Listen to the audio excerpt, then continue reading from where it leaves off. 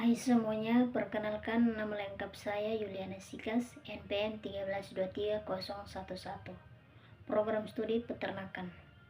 Di video ini saya akan menjelaskan tentang tahap perkembangan embrionik pada ternak, yang dimulai dari tahap morula dan tahap organogenesis. Mari kita simak video selanjutnya. Tahap embrionik merupakan fase pertumbuhan dimulai dari pembentukan zigot sampai berkembang menjadi embrio. Dalam tahap ini, zigot terbentuk dari fertilisasi antara sperma dan ovum, mengalami pertambahan jumlah sel akibat pembelahan secara mitosis. Sementara itu, ditandai adanya spesialisasi dan diferensiasi sel-sel serta jaringan untuk membentuk organ-organ hingga individu yang utuh. Tahap embrionik terdiri dari beberapa tahap, yaitu tahap morula, blastula, gastrula, dan organogenesis.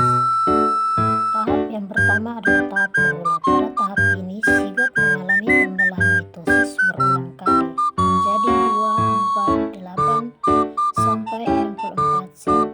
Sel-sel yang terbentuk ini dinamakan blastomer. Saat berjumlah 68 sel, blastomer kembali berkumpul dan membentuk bola sel dan tidak berongga seperti buah arvel dan dinamakan morula. Tahap yang kedua adalah blastula. Pada tahap ini, sel-sel morula terus membelah dan hingga akhirnya membentuk suatu rongga yang berisi cairan, yang sering dikenal dengan tahap blastula.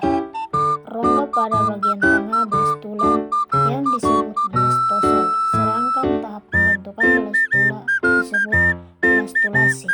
Pada tahap yang ketiga adalah gastrula. Pada tahap ini, gastrula mengalami pelekukan sehingga terbentuknya rongga yang disebut gastrosol. Lubang tempat pelekukan disebut gastofor yang kelak akan menjadi anus. Pada akhirnya gastrulasi.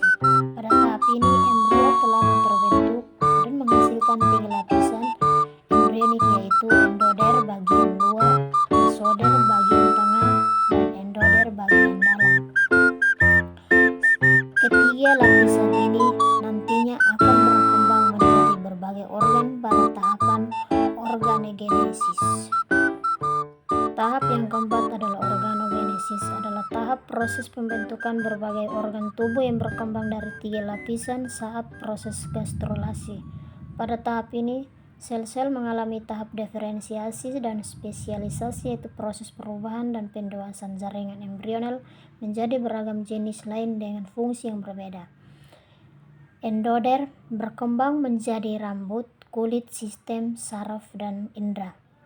Mesoder pencernaan, pernapasan, diferensiasi, spesialisasi jaringan embrional akan menghasilkan berbagai organ hingga akhirnya terbentuk embrio secara lengkap dan utuh.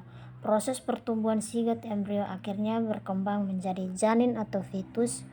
Proses tersebut berlangsung pada rahim, uterus, induk betina masa pertumbuhan janin yang disebut dengan kehamilan atau gestasi.